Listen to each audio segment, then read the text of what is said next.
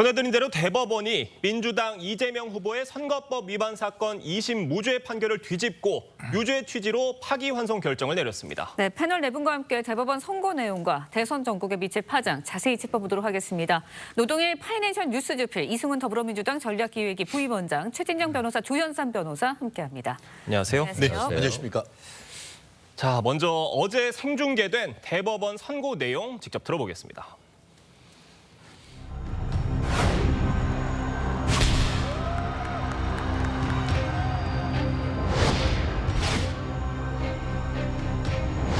김문규가 골프를 친 것이 사실이므로 이 골프 발언은 골프 동반의 교육 행위에 관한 허위사실 공표에 해당합니다.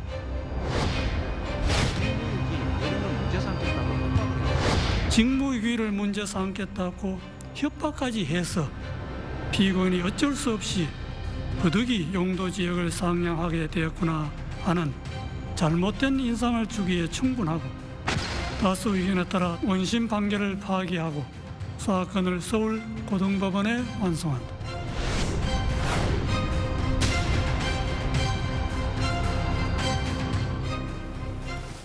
그러니까 대법원이 2심에서 무죄 판단이 나왔던 골프 발언과 백현동 발언을 허위 사실로 보고 판단을 뒤집고 유죄 취지로 파기환송 결정을 내렸습니다. 어제 판단 어떻게 보셨습니까? 글쎄요, 지극히 상식적인 판단이라고 생각합니다. 예. 일반인들이 생각해도 저것이 맞다라고 할 정도로 그런 것인데 법이라고 하는 것도 상식을 벗어날 수는 없는 거 아니겠습니까? 기본적으로. 그리고 발언이라고 하는 것, 특히 이제 허위 사실 예. 표명이냐 아니냐 이런 것들은 잘게 하나 모든 발언을 쪼개서 판단하는 게 아니고 전체적인 맥락에서 그런 발언이 왜 나왔는가를 판단하는 해야 된다는 그런 지극히 상식적인 원칙을 확인한 것이라고 생각이 되는데요. 두 가지 아니겠습니까? 김문기 씨를 알았냐 몰랐냐 관련해서 골프 친 것처럼 조작했다 이런 발언이 있었고요. 또 한 가지는 백현동 관련해서 국토부 협박 때문에 그렇게 할 수밖에 없었다 이런 얘기였는데 둘 다 김문기 관련해서 골프 치지 않았다라는 얘기하는 거 아니겠습니까? 첫 번째로 예. 골프 친 것처럼 조작했다라고 하는 것은 다른 사람들이 일반적으로 듣기에는 내가 골프를 안 쳤는데 골프 친 것처럼 조작했다. 그래서 골프 쳤으면 김문기 씨를 알았을 텐데 골프를 안 쳤기 때문에 김문기 씨를 몰랐다. 이런 얘기하는 거 아니겠습니까? 그거는 허위 사실에 해당한다는 것이고요.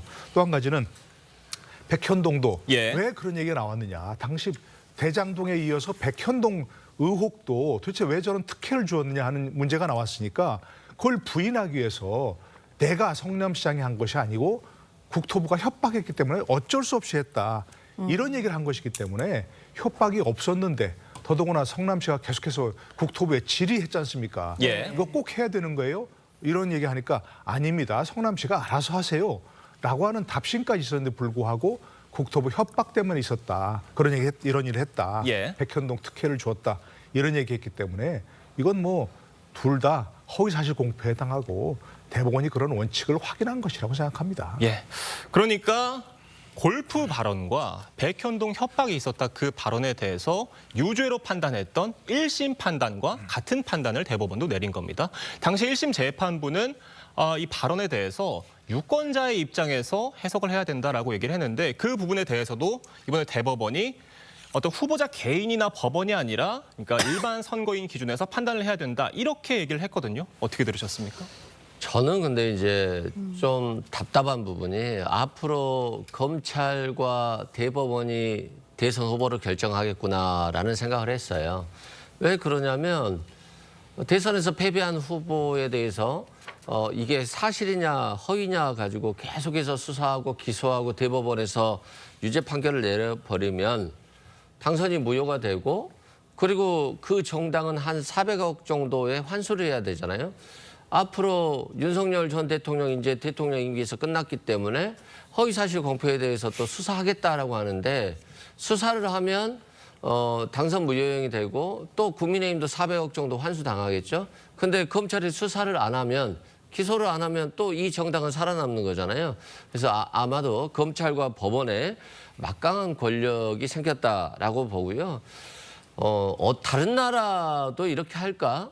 그러니까 김문기를 알았냐 몰랐냐, 골프를 쳤냐 안 쳤냐 가지고 이게 허위사실이라고 해서 대선 후보가 결정된다라고 한다면 저는 굉장히 이상한 나라가 될 것 같아요. 분명히 이런 쟁점들이 이미 대선 기간 동안 충분히 여야 패널을 통해서 골프를 쳤는지 안 쳤는지 이런 것들 김문기를 알았는지 몰랐는지에 관해서 충분히 대화를 하고 토론을 하고 그래서 국민들이 이걸 충분히 스스로 판단하고 유권자들이 표를 던진 거잖아요. 그러면 국민들의 정치적인 몫은 없고 검찰과 대법원이 판단하는 것이기 때문에 좀 심각한 상황이다라고 생각됩니다. 네, 대법원의 판결에 대해서 좀 짚어봤고요. 이제 대법원이 고등법원으로 파기환송을 했습니다. 앞으로의 절차에 대해서도 좀 짚어볼 텐데 파기환송심 절차 어떻게 진행이 되고 이재명 후보 측에서는 어떻게 대응을 또 할지도 좀 시나리오가 있을 것 같거든요. 네, 말씀하신 것처럼 사건을 고등법원으로 환송한다 했기 예. 때문에 고등법원에서부터 기존과 같은 절차가 진행되는 것이죠. 그러니까 재항소심이 진행되는 것인데요.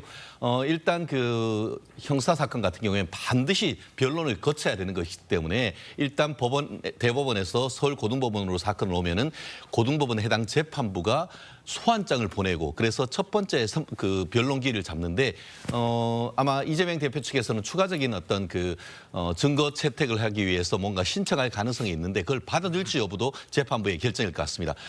이 상황이라고 한다고 하면은 사실상 1심, 2심 동안 거의 뭐 수십 명의 어떤 증인을 불렀기 때문에 1심에서 추가적인 증거를 채택하기보다는 1심에서 변론 종결을 한 다음에 그 1회 기일로 종결을 한 다음에 선고 기일이 잡힐 것 같습니다. 근데 그 기간이 최소한 한 달 이상은 걸릴 것임이 사실상 자명하죠. 그러면은 6월 3일 이후에 어떻게 보면 서울 고등법원에 선고가 될 건데 만약에 그 서울 고등법원에 판결이 된다고 유죄가 나온다고 했을 때 이재명 후보가 다시 재상고를 할 수 있죠. 그러면 그 또한 이번과 같은 그런 절차를 거칠 건데 이번 같은 경우에는 어떻습니까? 36일 만에 선고를 했죠. 아마 그와 비슷한 패턴으로 해가지고 다시 한번 항소심과 상고심까지 가서 그때 제3고심에서 이 사건이 종결될 가능성이 높지 않을까 예측합니다. 다만 지금 저희가 예. 생각을 해보면 대법원에 이 사건이 상고 접수된 뒤에 9일 만에 판단이 내려진 거잖아요. 그러니까 이 의미를 생각을 해보면은 대법원이 어떤 유권자들에게 어떤 이재명 후보의 어떤 피선거권이 있느냐 없느냐에 대한 혼란을 최대한 줄여주기 위해서 빠른 판단을 내린 것이다. 이런 해석들도 나오고 있는 상황인데 이런 의미를 생각해봤을 때 서울 고등법원이 어떤 최대한 또 신속하게 판단을 내릴 수도 있는 거 아니냐라는 관측들도 있습니다. 어떻게 보십니까? 먼저 대법원이 그런 입장을 밝히긴 했지만 전 그 자체가 좀 굉장히 무리수였다고 보여져요. 앞서도 말씀하셨지만 물리적으로 이것이 이번 공직선거법 사건 자체가 확정되기는 굉장히 어렵습니다. 서울 고등법원에서 파기환송된 재판부가 배당이 되고 재판기일이 지정되는 데만 해도 보름 이상 걸릴 가능성이 굉장히 많거든요. 보름이요? 네, 예. 그렇죠. 보름 이상 걸리고 그다음에 지금 공판기일 자체에는 피고인이 출석을 해야 될 의무가 있습니다. 이재명 후보가 공판기일에 출석해야 될 상황이 발생할 수도 있고 공판기일에 출석하지 않으면 다시 한번 공판기일을 지정해야 되는 절차도 있을 수가 있어요.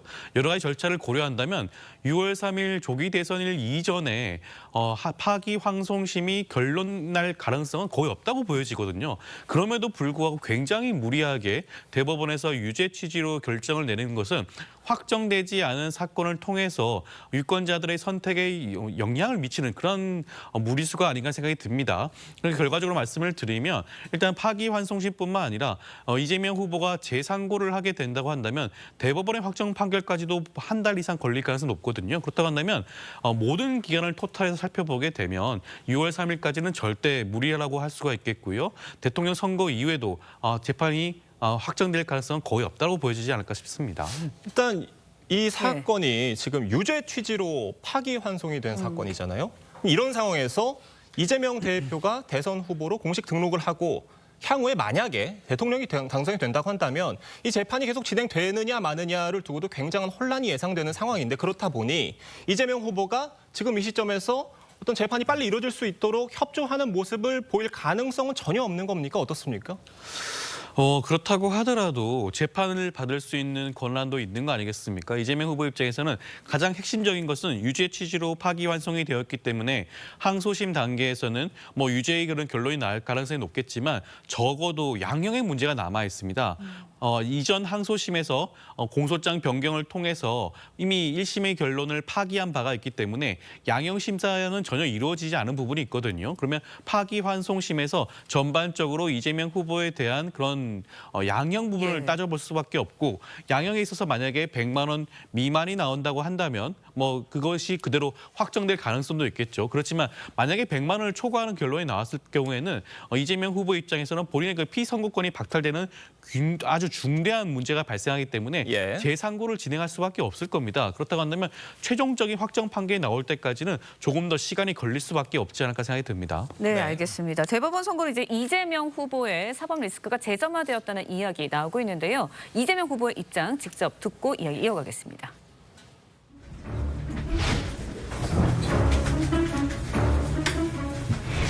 제가 생각했던 것과 전혀 다른 방향의 판결인데 중요한 것은 법도 국민의 합의인 것이고 결국 국민의 뜻이 가장 중요하다. 정치적 경쟁자들 입장에서는 뭐 온갖 상상과 또 기대를 하겠지만 정치는 결국 국민이 하는 것입니다. 국민의 뜻을 따라야 되겠죠.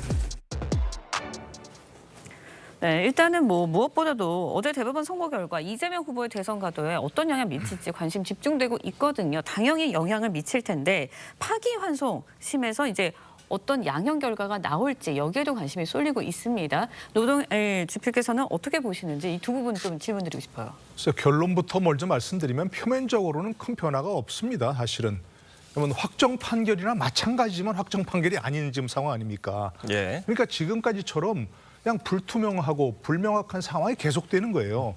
그리고 표면적으로는 또 이재명 후보도 지금 후보 사퇴는 무슨 소리냐. 후보 교체에 지금 일반적으로 비판적인 사람들이 얘기하지만 터무니없는 얘기다. 전혀 그럴 가능성도 없고요. 뭐 계속해서 대선이 진행되겠죠. 그렇기 때문에 표면적으로는 아무런 변화가 없습니다. 그러나 내면적으로는 뭐 진영 논리로 양쪽이 다 더 똘똘 뭉칠 수 있고 반면에 중간지대에 있는 사람들 이른바 중도층이라고 얘기하죠. 그런 사람들 속에서는 조금 변화가 있을 수 있겠죠. 이거 분명히 확정 판결이나 마찬가지인데 그러면 이재명 후보가 대통령이 되면 재판이 진행되나? 이게 계속 더 심각해질 것이고요. 말씀하신 대로 혹시 그 사이에 6월 3일 전에 항소심에서 유죄가 나왔다? 이러면 더 문제가 되겠죠. 그러면 대통령이 되면 다시 또 뭐 대법원에서 확정 판결이 나서 유죄 판결을 받으면 대통령 그만둬야 되나? 다시 선거해야 되나? 이런 여러 가지 복잡한 생각이 많이 들 겁니다. 지금 상황이. 그렇기 때문에 표면적으로는 아무런 변화가 없어 보이지만 내면적으로는 뭔가 요동치는 그런 전국 상황이 계속될 수밖에 없을 거로 생각합니다. 네, 이승훈 부위원장님. 지금 민주당의 고민이 클 것 같거든요. 지금 이재명 후보로 지금 가는 데 대해서는 현재까지는 크게 흔들림이 없는 상황인 것 같습니다만 앞으로 그리고 대선 후보 등록일이 다가올수록 지금까지 당내에서 나오지 못했던 어떤 여러 가지 목소리들이 나올 가능성도 있어 보인다는 해석들도 있습니다. 어떻게 보십니까? 그런 가능성은 없을 것 같아요. 지금 일단은 민주당의 대선 후보가 엄청나게 위기에 처해 있는 거잖아요. 이 상황에서 뭔가 이재명 후보를 공격하는 얘기가 나온다라고 하는 것 자체가 뭐 해당 행위 정도 수준으로 해석될 것 같고요. 그렇다고 한다면 이재명 후보가 결단을 내렸을 때 김동연 후보에게 주겠습니까? 김경수 후보에게 주겠습니까? 일단 10%도 못 받은 후보들이잖아요. 둘이 합쳐서. 그렇기 때문에 누구에게 줄 수 있는 상황이 아니에요. 뭐 대통령이 차기 대통령을 결정하는 예를 들어서 윤석열 전 대통령이 한덕수 후보를 밀려고 하는 뭐 이런 것과 비슷한 건데 이게 굉장히 비민주적이고 반헌법적이거든요. 그래서 지금 대안은 없다고 보고요. 이번 대선은 이재명 후보로 갈 수밖에 없다. 다만 지금 이 대법원의 결정이 정당했냐. 만약에 파기환송하려고 했다라고 한다면 더 원칙적으로 갔어야 돼요. 이렇게 9일 만에 전원 합의체 2번 열어서 그냥 결정해버린다? 그러면 대법관들이 이 6만 쪽에 달하는 기록도 보지 않고 판결했다는 것밖에 되지 않거든요.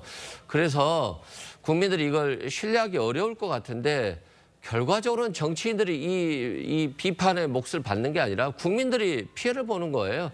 앞으로 대통령은 더 민주당이 결집할 거기 때문에 이재명 후보가 저는 될 거라고 봅니다. 확신하지만 다만 대법원에서 이 재판을 중단하지 않고 계속된다라고 한다면 또 헌법소원을 통해서 헌법재판이 되고 그러면 국정의 불안정성이 계속되는 거거든요. 한 1년여간 소요가 일어날 수 있는데 이 국정의 혼란을 결국 국민들이 다 받아야 된다는 측면에서는 어제 대법원의 판결이 너무 조급했다라고 생각됩니다. 네, 알겠습니다. 어제 이제 대법원이 대통령 불소추 특권 규정은 헌법 84조 논란에 대한 해석 내놓을지도 관심이었는데 일단은 민주당 쪽에서는 후보에 대안이 없다라고 해서 강경 모드로 가는 그런 모습인 것 같아요. 현재까지는. 그렇다면 앞으로 계속 논란이 되는 게 헌법 84조 이 부분이잖아요. 불소추 특권 이 부분 진행되고 있는 재판도 중지를 해야 될지 이 부분인 것 같은데 어떻게 저는 해석하세요? 너무 간단한 것 같습니다. 헌법 84조를 초등학생한테 주고 해석을 해봐라라고 하면 답이 나올 겁니다. 뭐냐? 84조는 어떻게 됐냐면 대통령은 내란 외환죄를 제외하고는 재직 중에 발생한 범죄로 형사상 소추받지 않는다. 그럼 반대 해석은 뭐죠? 이 사건이 재직 중에 발생했습니까? 재직 전에 발생했기 때문에 그냥 반대 해석으로 하면은 그냥 재판은 진행하는 겁니다. 그렇기 때문에 이 사건을 가지고 84조 해석의 문제로 가는 것 자체가 저는 약간 좀 코미디 같다라는 생각이 드는데요. 실질적으로 어땠습니까? 지금 2017년 그때 박근혜 전 대통령 탄핵되고 난 이후에 그 민주당과 국민의힘이 다툴 때 그때 홍준표 후보가 그 한나라당 후보였고 예. 그때도 이른바 성완종 게이트와 관련해서 이런 문제가 있었는데 그때 민주당이 뭐라고 했습니까? 지금 재판이 진행되고 있는 형사 사건은 대통령이 된다 하더라도 계속 진행되기 때문에 홍준표 후보를 뽑아서는 안 된다라고 민주당이 공식적인 선거운동까지 했습니다. 그러면 그때는 맞고 지금은 다릅니까? 법률의 반대 해석상 문헌상 명백한 것이고 민주당조차도 종전에 그와 같은 얘기를 했기 때문에 그와 같은 입장을 한다고 하면은 이재명 후보에 대한 형사재판은 그대로 진행되는 것이죠. 마지막으로 한 가지만 말씀드리면은 민주당이 정말 지금까지 31번에 가까운 지금 탄핵 발의를 하고 있었는데 국회가 탄핵 소추를 하고 헌법재판소가 탄핵 심판을 하는 거 아니겠습니까? 그렇다고 하면은 소추란 것은 prosecution, 그러니까 수사에 따르는 기소를 의미하는 것은 너무나 명백하고 자명합니다. 프랑스도 마찬가지인 것이죠. 그렇기 때문에 이 부분을 가지고 논란을 만든다는 것은 결국은 이것은 본인들에게 불리하기 때문에 자꾸 논란을 만들어서 국민을 호도하는 것일 뿐이다. 결국 이재명 후보가 대통령이 된다 하더라도 이와 같은 재판은 그대로 진행된다고 보는 것이 합리적인 해석이라고 봅니다. 그러니까 소추는 기소만을 의미하는 것이다. 네. 이런 입장이신 건데, 그러니까 소추를 기소와 재판까지 봐야 된다라는 입장이 있기 때문에 이게 지금 논란이라고 표현이 되는 상황이죠. 근데 제가 왜 논란이 안 되냐 하면은 재직 중에 발생한 범죄로 소추받지 않는다고 했는데 이게 재직 중에 발생한 게 아니란 말이에요. 제가 드리는 질문은 그렇게 소추를 재판과 기소라고 이제 진보 진영에서 주로 해석을 하시는 예. 그 부분으로 저희가 본다고 하더라도 지금 이 사건처럼 대법원에서 유죄 취지로 파기환송된 경우의 사건에도 기소 그러니까 재판을 그렇게 볼 수가 있느냐는 이 부분이거든요. 그를 어떻습니까? 볼 수가 없다는 것이죠. 너무나 자명한 거 아닙니까? 이게 어떻게 아무리 해석해도 그 민주당 내지 이재명 후보가 해석하는 것처럼 저는 아무리 봐도 해석할 수가 없습니다. 결국은 이거는 재직중도 아니고 이미 3년 전에 발생한 것이고 그 재판이 지금 보면은 신속한 재판에 따라 해야 된다는 것이 있는데 결국 지금 얼마 전까지만 해도 이게 혼란을 방지하기 위해서 대법원이 이에 대한 판단을 해야 된다라는 얘기가 있지만 예. 결국 이 84조 자체에 대한 해석에 관한 재판이 아니다 보니까 그에 대한 답은 내놓지 않았습니다. 하지만 이 부분은 그냥 문헌적 해석을 할 때 결국 이 재판이 진행된다는 것은 너무나 자명한 것이라고 저는 해석을 합니다. 그러니까 이 최종심까지 올라갔던 이 사건이 대법원 전원 합의체에서 재판관 다수 12명 중에 10명이 유죄 취지로 인정해서 다시 돌아간 이 사건조차도 이 형사소송법상 그 84조에 의해서 어떤 기소와 재판을 둘 다 의미한다고 봤을 때 중지가 될 수 있느냐 이 부분이었거든요. 어떻게 보십니까, 조윤선 변호사님? 저는 좀 생각을 달리 하는데요. 여기서 소추라는 것은 물론 기소도 포함되는 것이고 재판 그리고 공소 유지라는 뜻도 포함이 되는 것입니다. 검사 입장에서는 기소만 하는 게 아니에요. 재판을 진행을 하기 위해서 공소를 유지하는 절차도 진행을 하게 되는 겁니다. 우리 헌법에서는 명문으로 내란죄와 외환죄를 제외하고는 소추되지 않는다고 정하고 있어요. 그 그 입법 취지를 고려를 해야 됩니다. 대통령의 자리에 있게 되면 그것은 국정 수반의 역할을 하게 되겠죠. 각종 국정 운영을 해야 되고 그다음에 외교적인 역할도 해야 됩니다. 그런데 여러 가지 형사 재판을 통해서 네. 그런 국정 운영에 혼란을 미치는 것을 방지하기 위해서 우리 입법자들이 그런 규정을 넣었다고 보는 것이 합리적이라고 할 수가 있겠죠. 그렇지만 물론 이런 논쟁이 발생하는 것 자체가 명문 규정이 뚜렷하게 없기 때문인 부분도 있을 수가 있기 때문에 아마 이재명 후보가 대통령이 당선이 된다고 가정을 한다면 그 다음에는 지금 진행 중에 있는 각종 사건에 대해서 해당 재판부에 이번 불소추 특권을 이유로 재판을 중지를 요청을 할 것으로 보여집니다. 그렇다고 한다면 각각 해당 재판부에서 여기에 대한 판단을 내릴 수밖에 없을 것이고요. 그 판단에 대해서 다시 한번 헌법재판소의 판단이 있을 가능성이 높지 않을까라는 생각이 듭니다. 네, 정치권 이야기도 좀 짚어보도록 하겠습니다. 대법원 선거 결과 놓고 정치권 극명하게 엇갈린 반응 나왔습니다. 어떤 이야기 나왔는지 직접 들어보시겠습니다. 이재명 후보는 그동안의 법 위반 행위에 대해서 책임을 지고 재판 지연으로 국민을 우롱한 데 대한 책임을 지고 후보직에서 즉시 사퇴하기 바랍니다.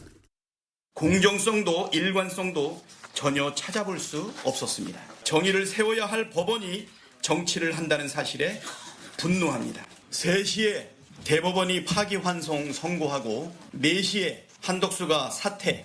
이 무슨 짜고 치는 고스톱입니까? 네, 결국은 이재명 후보에 대한 후보 자격 논란으로밖에 이어질 수밖에 없는 구도인 것 같습니다. 국민의힘 이재명 후보가 즉각 사퇴해야 한다 총공세에 나섰는데 이준석 의원까지도 나서고 있는 모습이거든요.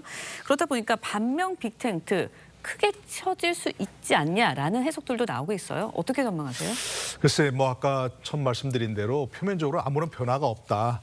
이재명 후보도 계속 갈 것이다. 예. 절대 사퇴하지 않을 것이다. 그런 말씀을 드리고요. 그렇게 보면 사실은 이게 큰 대선 구도 자체에 큰 요동을 치거나 할 가능성은 별로 없습니다. 기본적으로 선거란 것이 구도, 인물, 정책이라 하면 예. 인물, 이재명 후보에 대한 사법 리스크는 없었던 게 아니잖아요. 계속 돼 왔잖아요.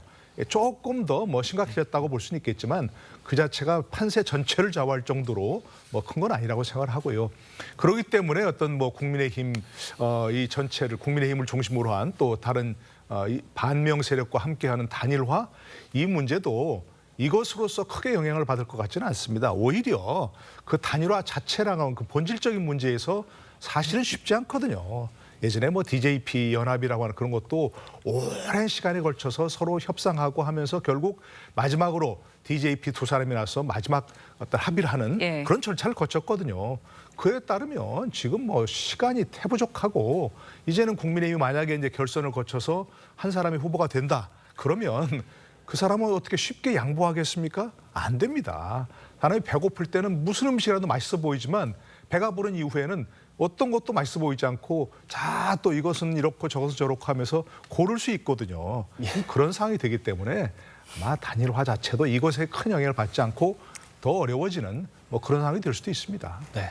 지금 이 상황에서 그러니까 이재명 후보의 사법 리스크가 다시 재점화되면서 무당층과 어떤 중도층 표심에 영향이 있을 수 있다. 이런 관측이 있는 상황인데 어제 민주당의 움직임을 저희가 보면은 최상목 경제부총리를 다시 탄핵을 시도를 했지 않았습니까? 다시 표결에 붙였었는데 결국 그렇게 됐을 경우에는 어떤 중도층 표심에 좋지 않은 영향이 갈 수도 있다. 이런 분석이 나오는 상황에 그래서 민주당이 다시 어떤 고민을 했던 지점이었었고요. 그래서 하지 않고 있었는데 어제 결국 했습니다. 이런 지점들을 보면은 민주당이 어떤 중도층 표심보다는 이 상황에서 어떤 상대당 공격이나 지금 현재 지지층 결집에 더 몰두를 하고 있는 더 그쪽으로 다시 더 돌아간 거 아니냐 이런 해석들이거든요. 어떻습니까? 일단 중도층 표심도 있는데요. 예. 가장 중요한 건 대선 상황에서 국정 안정이 좀 중요하다고 판단을 했어요. 그래서 최상목 대행에 대해서 탄핵 소추를 하지 않았던 것인데 지금 대법원 판결이 선고되면서 굉장히 혼돈의 시계로 다시 돌아간 거죠. 예. 그리고 한덕수 대행의 출마가 현실화됐잖아요. 설마 조기 대선 관리자가 출마할까라고 했는데 출마를 했어요. 그리고 민주당이 이런 최상목 대행에 대한 탄핵 소추를 표결하려고 하니까 바로 사퇴를 먼저 했고 그 한덕수 대행이 받고 퇴임했잖아요. 이건 굉장히 뭐 민주당이 공격적으로 나갈 수밖에 없는 상황에서 예. 이걸 오히려 적극적으로 예. 본인들도 정치적으로 이용하겠다라고 보는 것 같아요. 지금 국정 혼란이 민주당에 의해 야기된 것이다라고 하는 걸 보여주기 위해서 오히려 퇴임한 것 같고 또 모르지 않겠습니까? 한덕수 대행의 선거 참모로 지금 최상목 대행이 들어갈지도 그만큼 지금 책임지는 모습들이 예. 너무 보여지지 않고 있기 때문에 아쉽다라고 생각됩니다. 네, 민주당에서 어쨌든 탄핵소추안을 발의하고 상정을 하는 그런 모습들을 보이고 있는데 민주당에서 이제 대법원의 대선 개입 주장하면서 3시에 파기환송 선고했고요. 4시에 한덕수 대행 사퇴. 이 시간의 그 흐름을 놓고서는 이게 결국은 좀 짜여진 시나리오 아니냐 이런 또 비판을 하고 있었거든요. 여기에 저는 대해서는 어떻게 들으셨어요? 박찬대 위원장께서 네. 말씀을 조금 조심하셔야 된다라고 생각합니다. 왜냐하면 이제 대선으로 왔고 경우에 따라서는 지금 그 이재명 대표가 문제가 되고 있는 것처럼 당선 목적 허위사실 공표죄가 될 수도 있는 겁니다. 이 말씀은 뭐죠? 지금 현재 대법원장과 그리고 또 한덕수 권한대행이 미리 이와 같은 그 타임라인을 공모한 다음에 그에 따라서 3시에 파기환송할 테니까 당신은 4시에 사실상 사퇴해서 대권 후보로 나가라. 그런 말씀 아닙니까? 그러면 그 근거가 있습니까? 그렇기 때문에 굉장히 지금 어제 이와 같은 그 대법원 선고에 대해서 민주당 특히 그 각각의 국회의원 분들이 소셜 미디어에 옮긴 거 보면은 거의 지금은 민주주의만 있고 법치주의는 없는 것인지 대법원에서 우리 사회의 기준을 정하는 것인데 그 기준조차도 사실상 무시하는 이런 것을 보면서 법조인의 한 사람으로서 굉장히 큰 자괴감을 느꼈습니다. 만약에 그렇다고 하면 왜 사법부가 왜 있죠?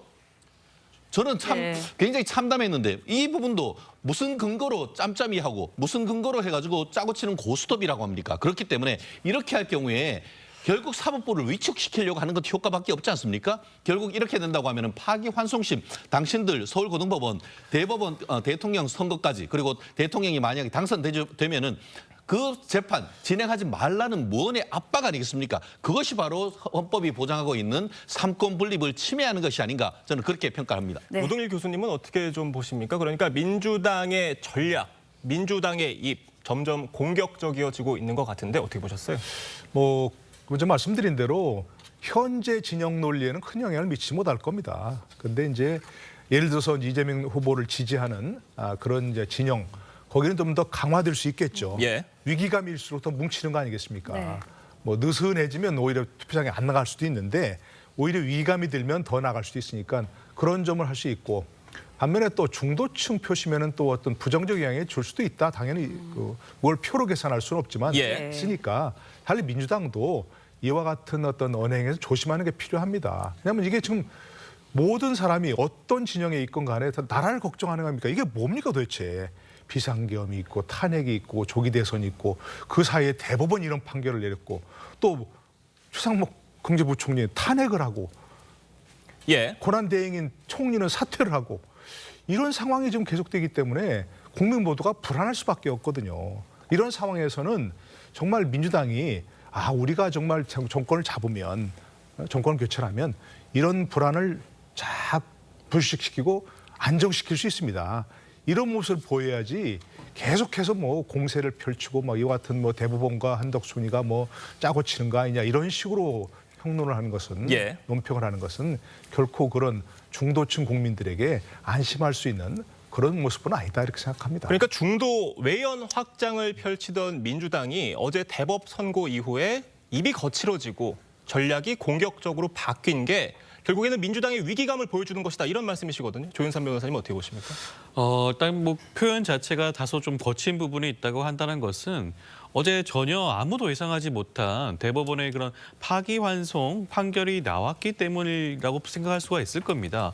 여기에 대해서 아마 저희 민주당 입장에서 어떤 대선의 그런 대선 선거 그런 캠페인이라든가 여러 방향성이 달라질 가능성은 없을 것이고요. 예. 일단 이번 대법원의 그런 파기환송 판결에 대해서 입장을 좀 다소 거칠게나마 표현할 수 있다는 점에 대해서는 좀 이해해야 될 부분이 좀 있지 않나라는 생각이 들고요. 네. 이번 판결 자체가 자체가 굉장히 이례적이지 않겠습니까? 일반적으로 우리가 633 원칙이라고 하는 것은 보통 당선자를 대상으로 염두에 두고 만든 입법 취지가 있는 겁니다.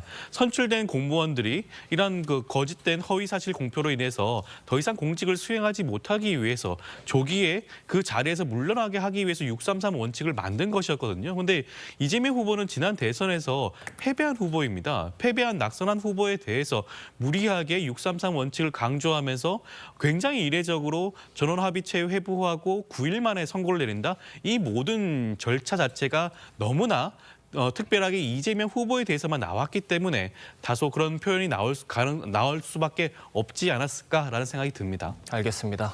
저희가 말씀드렸던 대로 한덕수 권한대행은 중책을 내려놓고 더 큰 책임을 지는 길을 선택했다며 어제 총리직에서 사퇴하고 사실상 대선 출마를 공식화했습니다. 그 모습 보고 오겠습니다. 제 앞에서는 두 갈래 길이 놓여 있습니다. 하나는 당장 제가 맡고 있는 중책을 완수하는 길, 다른 하나는 그 중책을 내려놓고 더 큰 책임을 지는 길입니다.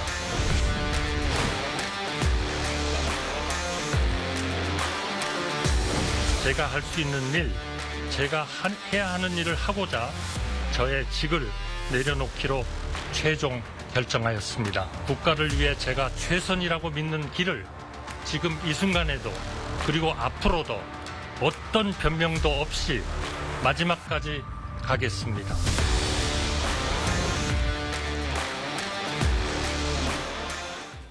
한덕수 권한대행이 대법원 선고 결과를 예측을 하셨는지 못하셨는지는 저희는 알 길이 없습니다만 지금 유죄 취지 파기환송 결정이 난 뒤에 한덕수 총리가 사퇴를 하고 이제 오늘 대선 출마를 선언할 것으로 알려진 상황인데 이 시점이 조금 묘해졌다 이런 관측도 있는 것 같아요. 교수님 어떻게 보십니까? 글쎄요, 뭐 4월 30일 날 원래 하려고 했는데 예. 뭐 미국 해군 장관이 방한하는 그런 일정 때문에 미뤘다는 거 아니겠습니까? 예. 5월 1일로 미뤘는데 뭐 그것도 오비락이겠죠. 예. 뭐 3시에 뭐 대법원 판결 나고 4시에 뭐 출마하고 예. 뭐 그런 것을 함께 뭐 공모했거나 그럴 일이 없다고 생각합니다.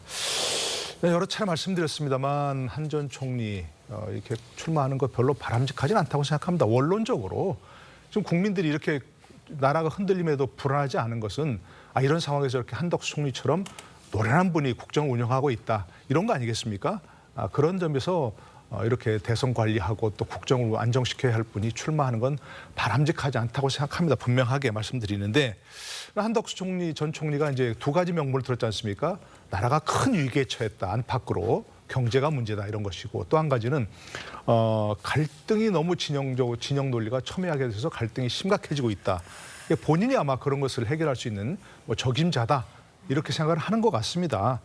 대한민국을 위해서 어떤 길이 더 좋은지는 지금 상황에서는 판단할 수 없고 나중에 결과로 봐야 되겠죠. 아마도 이제 한정 총리가 얘기하려고 하는 것은 오늘 뭐 출마 선언을 한다는 거 아니겠습니까? 예. 그때 그렇게 알려졌습니다. 예. 명분을 얘기할 텐데 아마도 3년 임기를 단축하고 본인이 당선된다면 그리고 개헌을 통해서 제7공화국을 열겠다.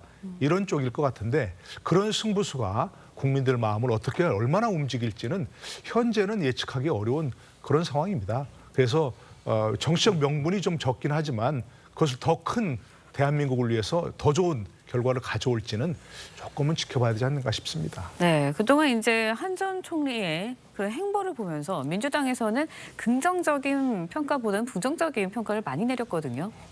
오늘 이제 국회에서 대선 출마를 공식 선언한 후에 광주 5.18 묘지 찾을 것으로 알려져 있습니다. 본격적인 이제 대선 출마하는 공식 행보에 나서는 모습을 보이고 있거든요. 어떻게 보세요?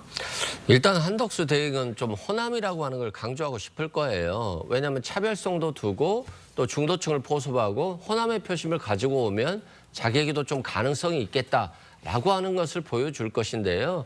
그런다 할지라도 호남 같은 경우는 5.18 계엄의 엄청난 잔혹한 현실을 확인했잖아요. 예. 그 피해를 직접 목도하신 분들이기 때문에 내란 정부의 총리가 호남 출신이다라는 이유만으로 표를 줄까요? 저는 주지 않을 것 같고 또 한간에는 한덕수 대행이 호남 출신임을 숨겼다라고 하는 얘기가 많잖아요. 그런 부분도 마이너스가 될 것 같은데 저는 좀 오늘 다른 의견인 게 한덕수 대행이 출마할 수 있을까에 대한 생각이 있어요.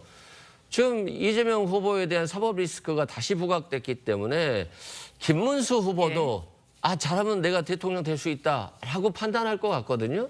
그리고 한덕수 대행이 한동훈 후보를 막는 역할로 좀 나왔던 것인데 한덕수 후보도 진짜 대통령 될 수 있다라고 하는 착각에 빠질 것이기 때문에 저는 국민의힘 후보가 결정된 이후에 지금 이 후보가 한덕수 대행과 제대로 진정성 있게 단일화를 시도할까에 대해서 상당히 의문점이 생기는 오늘입니다. 네, 알겠습니다. 한덕수 전 총리의 대권 도전 공식화되며 이제 국민의힘 후보와의 단일화 여부에도 관심이 쏠리고 있습니다. 경선 최종 후보인 김문수, 한동훈 후보의 입장 잠시 들어보시겠습니다. 제가 이제 일단 만나 뵙기도 하고 여러 가지로 앞으로 단일화를 어떻게 할 것인지 하는 부분에 대해서 구체적인 방안을 논의를 하도록 하겠습니다. 대선에 패배하더라도 당권 유지, 자기들 공천만 받으면 된다. 이런 생각을 가지시는 분들이 있으시다면 대단한 착각입니다. 최진영 변호사님, 아까 제가 노 교수님한테 드렸던 질문이 그러니까 한덕수 권한대행의 어떤 그 사퇴 시점이 조금 묘하다 이런 의미가 아니라 그러니까 지금 이재명 대표의 사법 리스크가 재점화한 이 시점에서 다시 출마 선언을 하게 됐고 그리고 지금 국민의힘은 한동훈 후보와 김문수 후보 단일화를 앞두고 있습니다. 그리고 이 여러 가지 상황들이 이재명 그 사법 리스크 재점화라는 상황을 사실은 저희가 그렇게 크게 염두에 두지 못하고 있었는데 지금 이 상황은 발생을 했고요. 지금 이 이후에 한덕수, 김문수, 한동훈 후보 지금 단일화 얘기가 나오는 이 상황입니다.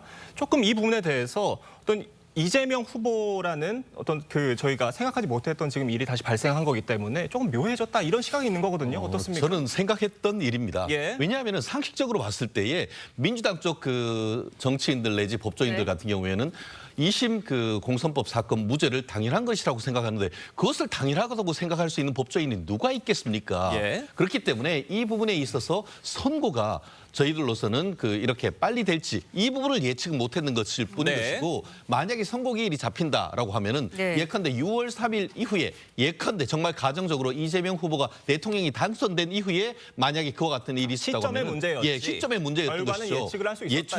충분히 예측할 수 있었던 것이고 특히 지금 그 어제 5월 1일로 대법원 선고 기일이 지정되면서 저는 그런 생각도 했습니다. 만약에 파기 재판 한마디로 그것을 어제 판결로 인해서 이재명 후보의 사실 그 공직 자격이 없어진다 하면은 지금 한덕수 권한대행이 출마 선언을 하지 못할 수도 있겠다라는까지도 가정을 했었었는데 어쨌든 파기환송이 됐고 이 상황 속에서 어쨌든 한덕수 권한대행 같은 경우에는 어제 그 총리직을 내려놓고 오늘 이 대선 후보로 나서게 될 가능성이 높아 보이는데요. 결국 지금 잠수함처럼 물 밑에 있을 땐 안 보이지만 이 사법 리스크가 물 위로 떠오른 상태 속에서 이제는 한번 해볼만 하다라는 결심도 했을 가능성이 있는 것이죠. 그것이 절묘하게 시간이 우연히 맞아떨어진 것이죠. 아시다시피 그 공직자 사퇴 기간이 5월 4일입니다. 근데 이번 주말 내일부터는 주말이기 때문에 결국은 어제 사퇴를 하고 오늘 이제 언론을 그 어떻게 보면 선언을 하려고 하면은 부득이 그 정치 일정이 그렇게 될 수밖에 없었는데 그거를 민주당 같은 경우에는 짬짬이 아니냐 대법원과 한덕수의 이 말은 있을 수 없는 것이고 다만 이 상황 속에서 정말 사법 리스크가 있다 하더라도 국민의 선택을 받을 수 있을 것인지 아니면 이 사법 리스크가 국민들로 하여금 특히 중도층으로 하여금 반감이 있고 정말 이번 어제 판결도 그랬지 않습니까? 공직의 적격성을 판단함에 있어가지고 허위 사실을 했는 것에 대해서는 응징을 해야 된다는 취지로 했습니다.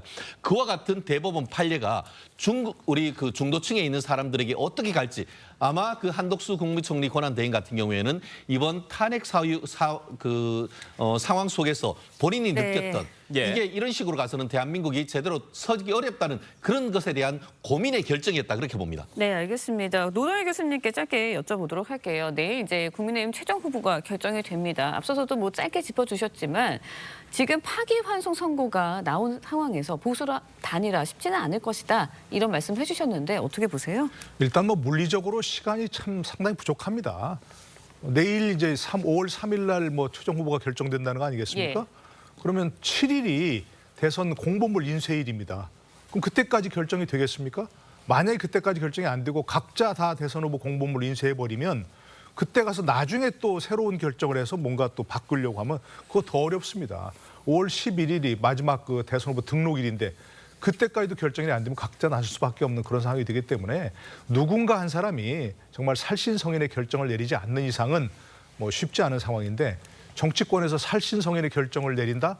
이건 쉽지 않습니다. 왜냐하면 본인의 거취 문제만이 아니거든요. 주위의 지지자들, 그동안 함께 해온 많은 사람들이 그 사람의 결정에 영향을 미치는데 쉽지 않은 상황이 됩니다. 네, 알겠습니다. 저희가 이재명 대표의 선거법 위반 사건 파기환송 관련해서 재판 내용과 향후 파장까지 자세히 짚어봤습니다. 네 분 말씀 여기까지 듣겠습니다. 감사합니다. 고맙습니다.